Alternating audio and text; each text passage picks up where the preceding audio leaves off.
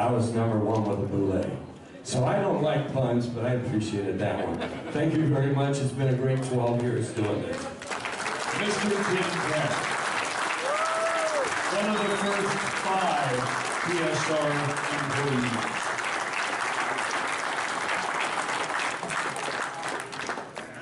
I came along years after he did. He was either a monk in Tibet or a spy or any of various rumors. Actually, he was a high school history teacher in Ohio and was selling off some books. We noticed the name, talked him back into Gen Con in the mid-aughts, and he's been around ever since. Going to give you a quick preview of what we got coming up at the finale. Most years we have as many as 10, 20, even 30 items. They're the absolute rarest best we've ever seen. Frankly, this year we don't have much in the superstar category. We do, of course, have a few items. One of them is, oddly enough, one of TSR's 3, count them 3, computer games ever made. It is for Apple II, so, or something like that. We would have brought that up in computer games again, except that it is so unusual. We have Tom Wong cover character sheets, some of the first sets ever made by TSR. They did not make the first character sheets, but they did these. We have Wyrm's Footnotes, #1 in near mint. Ultra rare, we'll tell you more about that later.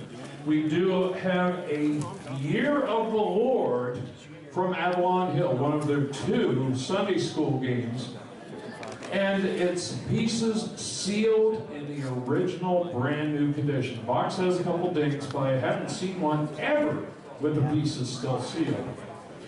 We have SPI's extremely rare photocopied game called Up Against the Wall, Mother, and you can fill in the rest. Made at Columbia University in '69 while they were planning the test series games. And they were radicals, and it was the '60s, so they produced this game about unrest, shall we say. It is our best estimate that it is original throughout. All the pieces but one I will personally sign off on if necessary. One of them has just the slightest bit of doubt to it. So it's the difference between swearing to it in court and telling you, I really think it is '69 original, you know, one of those deals. Problem is they photocopied every copy they made and handed them out. So we have a heck of a time verifying on these, you know, with vintage photocopy. As best we can tell, it's '69 paper, 1969 pieces, everything. We did find a copy of Star Empires, one of the very rare early TSR science fiction board games.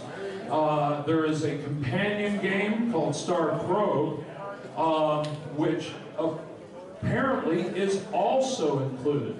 You can rarely find either one, and to see both together is just extraordinary.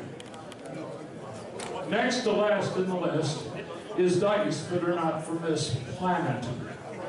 As I mentioned, the coolest thing I've ever seen done is when somebody checked a God reaction. Oh, by the way, the dice aren't from Earth. It is Meteorite dice. Came down to North Africa, Chondrite. Crystal Caste had to bid against, you know, heavy educational and scientific institutions to get any of this stuff. And our final item for tonight's auction will be the original D&D brown box in real good shape. It is a 3rd printing because the collectors have eaten all the 1st and 2nds at this point. We're lucky to get one of these to finish up at Gen Con 50. I'm glad we didn't have to finish with a white box as we've had to do in a number of years. So we're going to get moving. I'm going to ask Jim Kitchen to come on up and join me. That's a preview of what we're going to finish with. Well, we got a lot of stuff to cover before we get there. So Jim, we're going to need to put the hammer down a little. You good with that, big guy? All right. I really like this style. Everybody, welcome back, Mr. Jim Kitchen. Formerly of Games Workshop, if I understand. Aurora Titanium. These are the gorgeous ones with all the blues, greens, the vibrant colors, you know, all that cool stuff. We do have a proxy. Oh yeah, those, you didn't see those? Those are sweet. We picked it as the prettiest and probably what'll be the highest priced was our guess, so we did them last. The very colorful Aura Titanium from Crystal Caste, longtime supporters of Gen Con and the auction, do have a proxy. Start me at 50 on that. 60, 70, 80, 90, 100, 110, 120, 130. Proxy is out. Poor proxy. 140, 140, and they both dropped. Still have you, the lucky survivor. You're sure? Don't wave your number at me unless you're bidding. 140, he was thinking about it, but almost. He almost went for it. They are both out. I have you at 140. Last call, the last set of Crystal Cast dice except for our finale. The ones that didn't come from Earth. Okay? Fair warning, $140. 6543. Thank you, and you got a great deal on that. Excellent. Okay, we are currently bringing up our finale items. I described them earlier. We're going to give you 5 minutes to come up, take a look. You do not touch the items. Okay? We will open, show, whatever you like. We're going to take 5, hit the restroom, grab a drink. We're going to wrap this up and be out of here. Okay? Yeah.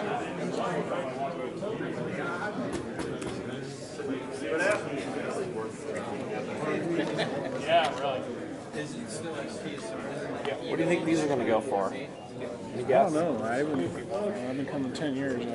You've never seen this? Never seen this one. This I've seen once or twice. Really cool. Yeah. This I've never seen. Oh, yeah, yeah. Yeah, a little like. But fair.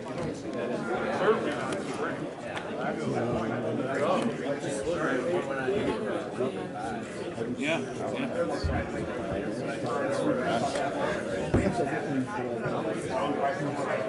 Once again, I know I've been looking at you for now 35 years at the auction, and I am not leaving the auction entirely. It's in my blood. I gotta stick around some. In those 35 years, we've had a lot of good fun. Have a lot of members, but it's community here too. The auction staff is one of the most veteran-heavy organizations in all Gen Con. We have more people here who date back to the 70s, 80s than any other part of the con. So the knowledge will continue, the traditions will continue, and Fred and Charlie here will stay with the auction in perpetuity as the mascots. These are a lot of mine. And everything is all cool. Thank you for bearing with us this late. It has been Gen Con 50 all the way down. I got to go back and do tours and stuff tomorrow, so you won't see me in here then. Well, thank you for bearing with us. We have a decent crowd for this ungodly hour. I'd like to ask and thank once again my friend Jim Kitchen, who I think has done an absolutely kick-ass job tonight. I told him beforehand, sometimes his humor makes me wince, and he lightened up a little and has been playing to the PG and all that sort of thing. So it's a great job. I told Frank, I only zing you if I know you. Right. Except everybody else is listening. That's right, and then they go, oh. Jim, I'd like to ask you to kick off our final collectibles of Gen Con 2017, Gen Con 50. We'll start with number 8. An actual 5 1/4-inch floppy copy of Theseus and the Minotaur from TSR's short foray into software. It was Theseus and the Minotaur, it was Dawn Patrol, which I have a copy of Dawn Patrol in the box. But these were the only 2, weren't they? Now there were 3. So when was the 3rd? It's late and I'm blanking. 99. Now, originally they were released in boxes. This is not complete from that respect, but there was not an instruction book. This is early community. Put it in, you boot, and go from there. Brief comment on context. In the very early 80s, 81, TSR looked strongly. Gary had this vision of computer games taking over the world of gaming. And they had a major round of decisions. They invested some money into these, and at the end of it, they decided either we turn into a computer game company, or we stick to doing what we know, war games and this new role-playing thing, etc.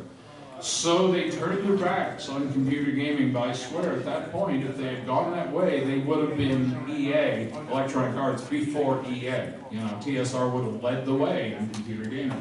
So this relic is really special. It's a major crux in TSR history. They made a couple, but they stuck, and that's why we have D&D to this day. So, let's go. $5 to start. That's a great, I was going to say something and it's late so I wasn't, but I will. For Apple II or? So we can't tell from the disc if it's Apple II or IBM. My guess would be that it's Apple II. Most of the software at that time was Apple II. Yeah, that was a standard. Yep. It has not been accessed, my guess is, in at least 20 years. And it's funny, this came up, I actually have an Apple II Plus and an Apple IIc, and was trying out some discs 2 weeks ago. I'm 50-50, right? I've had, could be Trash 80, sorry, TRS 80. But either way, if they aren't accessed on a regular basis, magnetic data eventually will zap. So there is no implied it's going to work. Just saying. So it's the disc and the label. It's not what's on the disc. Let's start at $5. That's a fair price. I have $5. 10, 15, 20, 25, 30. He's out. Everybody's out. $30. First 30 would get it. He's got it. 80.45 for $30. The finale items are not necessarily the most expensive. They're merely the hardest to find of everything we've found. One of the hardest to find from Avalon Hill, there are 3 Avalon Hill games that are insanely hard to find. One is WZ something. It's a radio station game for a local Baltimore station. From Avalon Hill, you know. Good luck on that one. The 2 Bible school games are the next hardest to find. You have the Journeys to St. Paul, famous story, and then Year of Our Lord. This is Year of Our Lord. As you can see, the board is in mint condition. The pieces are still in the original sealed bag. When I opened it, it had that new game smell. And we're talking, you know, back, what, 60s? Yeah, 68, Avalon Hill. So this is an exceptional piece, and that's why it's here. One of Avalon Hill's 2 ultra-rare Sunday school games in remarkable and flat-out perfect condition for all the components. The only issue is that I think one box corner has been taped so that things don't dump out. And some on the back, Bill has pointed out, since he's the top-notch guy too. But I have never, my Year of the Lord is, the box is a little better, but my pieces are loose. You know, I've never found a set like that with that period 60s Avalon Hill. Just pawns, that sort of thing. So, Year of the Lord with the pieces still perfect and all the components gorgeous, start me at $10 and go. One of the rarest of the Avalon Hills. 10, 15, 20, 25, 30, 35, 40, 45, 50, and 60, 65, 70, and 80, and 90, and 100. We're at like the eBay minimum for these now. And this is sweet. 100 lingering very slightly, but you're real light on this one. Great grab, man. 100, if I hadn't already started, I'd have put in a proxy or something and grabbed it. But, oh well, live and learn. 6619. Okay, way to go. Nice grab. Gorgeous.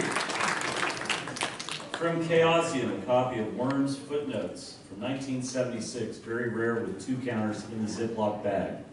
Very little wear from age. It's in very good condition. It has a reserve, but it's very reasonable. Let's start at $20. Do I have $20? I do. I have it in the back. $20, 25, 30, 35, 40, 45, 50, 50. He's out at 50. Bill, the reserve is 75. It's your call. We pass, no sale. Which one was that? That was up against the Chaosium. 75? Wyrm's Footnotes. Would you like? Oh, Wyrm's Footnotes. Yeah. Okay. And it's a no sale. TSR didn't make the first D&D character sheets. They came from a little company in California. It used to be Michigan folks, but right when D&D came out, right afterwards they moved out to California. Pete and Judy Karastan with their company We Warriors. Had occasion to meet them during the last decade. It was way cool. For 1977, TSR decided, well, they're making money hand over fist selling character sheets called the Character Arcade, so we better get with the program. And they contacted Tom Wong, their local game designer, creator of Sid's Revenge, Alpha Green, Things from Outer Space, various other big hits appearing in Dragon magazine, and in '77 released some of the earliest known D&D character sheets. At this point, we're talking about Dungeons & Dragons TM Applied for. Okay, so this is in the category of the very first Holmes printing, other things before all the legal stuff had gone through. This makes these some of the most sought after accessories in D&D history. It contains almost all the sheets. We have 26 sheets in the pad. These are the side tear sheets. Another way we can tell they are the true firsts. The later ones stored at the top or various different formats. And 26 sheets, my grader, Mr. Bill there, who has one of the top collections in the country and featured in the museum, says that we have a little bit of staining on the front cover. It is nearly invisible, but very slight over here to the side, a couple of brown marks. And the last sheet, some of the ink got leached out by the cardboard backing, so it looks a little faded, but it's been that untouched, pristine, etc. Book dealers and things of antiquities look at that and just laugh. That's verification. That's not a flaw. Okay, that just proves that this has been just sitting there behaving for 40 years or more. About 40 years this year. Yeah, how about that? I can still add at this hour. I need $10 and go for the ultra rare character sheets, Tom Long as described. How many did it come with? The original 30? I think it was 30, yeah. But it's got most of them here. It's sweet. It's 26 of them. Yeah, but I have a longer memory. Okay, so starting at 10, let's move. 10, 15, 20, 25, 50, real fast. 60, 65, 70, 75, 80, 85, 90, 95. Standing at 195 and in the back, 100. Oh, hi, Greg. You're in. Yeah, okay. 105, 110, 150. Now and behind you, 115, 120, 125, 130, 135, 135 seated. 135 seated by the guy who got a good close look at it. Now think about this. 135 once. You're warned. Twice. Bang. Bill. Take it and run. 7542. Sweet. If you applaud, we understand. If you applaud, we wake up. SPI is up against the wall. I'm not saying that. SPI reprinted the Columbia Daily Spectre article and game. Incredibly rare. It is on very, very, very thin paper. I've only seen one, I think. Okay, real brief. I'll keep it real short. I've seen about a dozen of these in 30 years. Okay, it is a photocopy in its original release, so this makes verification real tough. I give you 100% guarantee that all the sheets but one are definitely original 1969 Columbia EU SPI. The only remaining sheet, the main rules sheet, is almost certainly, and the difference is, as I mentioned, that I just wouldn't swear to it in court, but I'm 99 point something sure, okay? That's how good it looks. Everything's in fine shape, yeah. Reasonable start. Let's start at $10. I've got 10, 15, 20, 25, 30 reserve is off. 35, 40, 45, 50, 55, 60, 65, 70, 75, 80, 85, 90, 100, 110, 120, 130, 140, 150. Frank is out at 150. I have 150 once, 150 twice. 66.19 for $150. That's how I feel good. I feel about authenticity on this. I put my money where my mouth is. North African Chondrite Meteorite was put up for sale within the last 2 years. Mike mentioned to me he finally got a little bit of some meteorite. MIT backed off on their bid. They didn't want quite as much. But they take the meteorite, they chop it up into a jillion bits, you know, and sell it to the highest bidders. This is material not from Earth.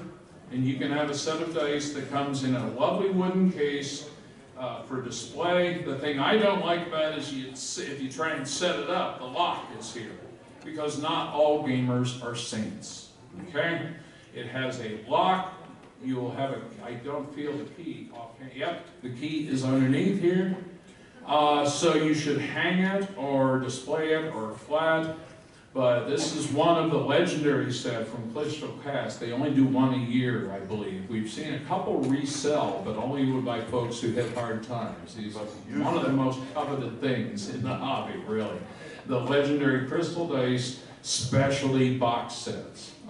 They are only sold through us, I believe, and by special order from him. Any questions? Anybody need a closer look? They're in a wonderful box, padded, the whole works, and meteorites. So, we have no proxies, and we have merely the standard opening bid. So, I've been outbid on the doggone meteorite dice for a lot, but my budget is doggone, you just saw me drop. So, somebody out there is going to get this one this time, I hate to say it.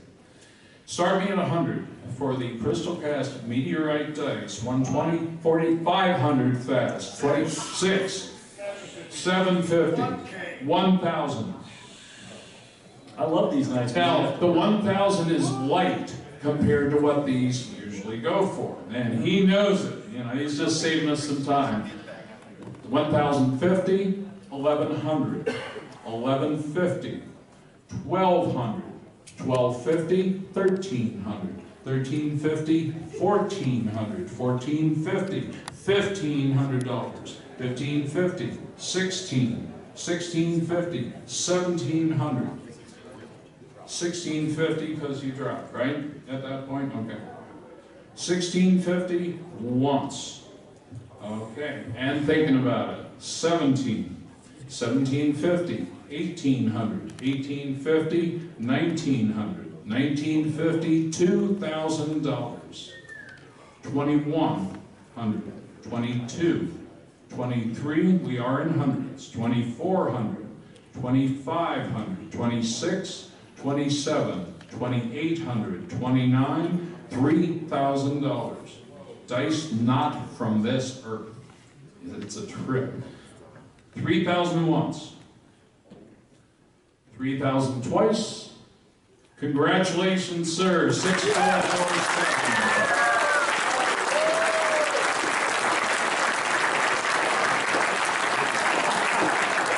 And now he's done. I knew I wasn't getting the meteorites this year. I saw him. The Inuit believe that any item that has traveled a fair distance is lucky. The farther it's traveled, the luckier it is. You, sir, have the luckiest dice I've ever heard of. My last item of the night is a copy of Star Probe and Star Empires by TSR. Star Probe, the game of adventure, conflict, and exploration in space.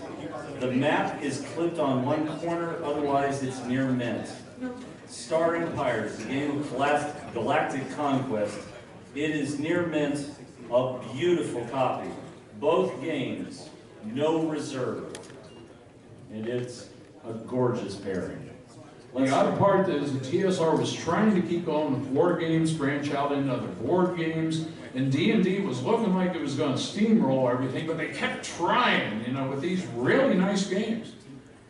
Once a war gamer, always a war gamer. But very hard to find these puppies anymore. Certainly both of them. That's astounding. We're starting at $10. $10. 10. What's the year of the copyright?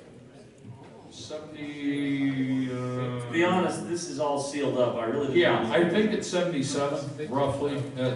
That feels about right. I think one came out in like late 76 and the other 77, something like that. Close enough. You're thinking 75 on the one? Yeah, it is real early stuff and very unusual for TS. Yeah. Are we ready? Okay.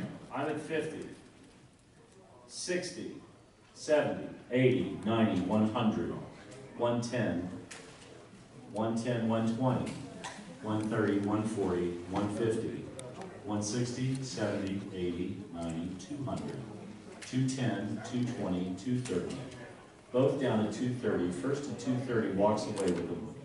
He's got it.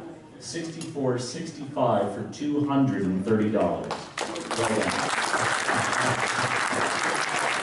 The last item of the Gen Con Collectibles auction for Gen Con 50 is and must be the Dungeons & Dragons brown box. Details to follow. This is a third printing in extremely clean shape overall. We give it a very good minus because we're extremely critical. We found some medium pencil marks in books 1 and 2, some very slight stains in book 2. The ref sheets are complete but have a little bit of pen and pencil writing, light to medium staple rust, which always happens, and a little bit of it bleeds on the pages of book 1, but not much. And the box has some slight staining and writing, but all corners are intact. The different stickers are all here in the right places, etc., etc. We do find some with the sticker on this side or on that side, depending on which daughter was putting the sticker on. We actually, if you talk to the Gygaxes, they know who kept putting them on the wrong side. I wouldn't be telling tales out of school. The booklets are beautiful, very righteous, except for those little bits of rust here and there. Overall, an exceptionally clean third. I would have gone a little more than very good, but not quite excellent, certainly. Any questions? Did anybody need a closer look on the fabled, one-of-a-kind D&D brown box? This is in the third printing. I explained earlier that the collectors have gobbled up the first to the point that one went for $22,000 during the last year. It did have notable historical materials in it that cheered the price. It wasn't just for the box. Typically, the brown firsts are running from 5 to 12 anymore. The second prints are being sought, and the good ones are going currently from $2,000 to $8,000. 8 would be real mint high end. So most of us poor mortals who don't have $1 jillion are chasing the thirds because finally, before the deep pockets get to them. So this is your chance for a bona fide brown third in really nice condition. The visuals outside are just tremendous. A few issues inside as described. Last call for any questions or details. I'd like to say something. So the last couple of years, we've had a pool going. I would guess when Frank would end the collectibles auction at what time. He's done pretty good tonight, getting us out of here before we're all completely collapsed. But I'd like to congratulate Larry for winning and getting 1 o'clock hour. I didn't pick any time, I took what was left. Nobody else trusted me? I told you like an hour and a half ago. We had guesses from the obviously uneducated 1045 all the way up to 3:15 in the morning. He has gone past that in years past. So I had 2 a.m. and I was gold until we pulled all that stuff. But he's not good. So Larry has won the $16 pool.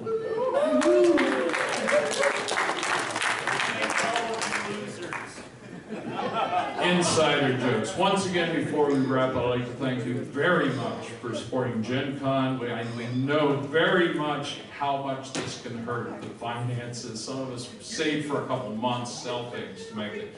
But Gen Con 50 has been so totally worth it down in the stadium, the museum, and all the great stuff going on. I will catch you. What do you need? An autograph? Be happy to as soon as we finish. No, she does. She wants us to keep going so she'll win the pool. That's right. Nice try, but I caught you.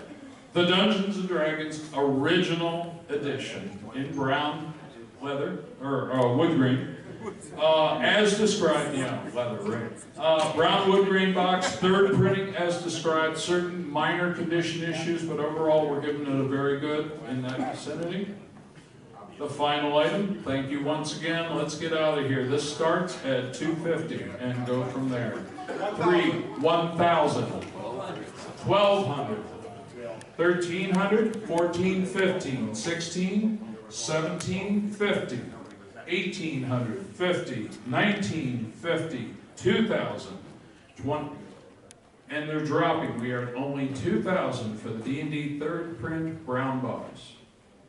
2,000 once, final item for tonight. And he's in. Our course. Where are we at? 2,000. 2,000. Okay. 21. 2,100.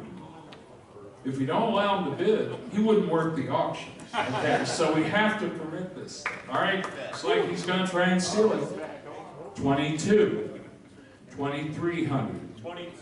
22, he says. I drop. 2,200 going once. 2,200 twice. Sold. And that concludes tonight's auction. My name is Crème. Hope you had some fun. Oh. What? Drop 3,000 giving it to him? Oh my gosh.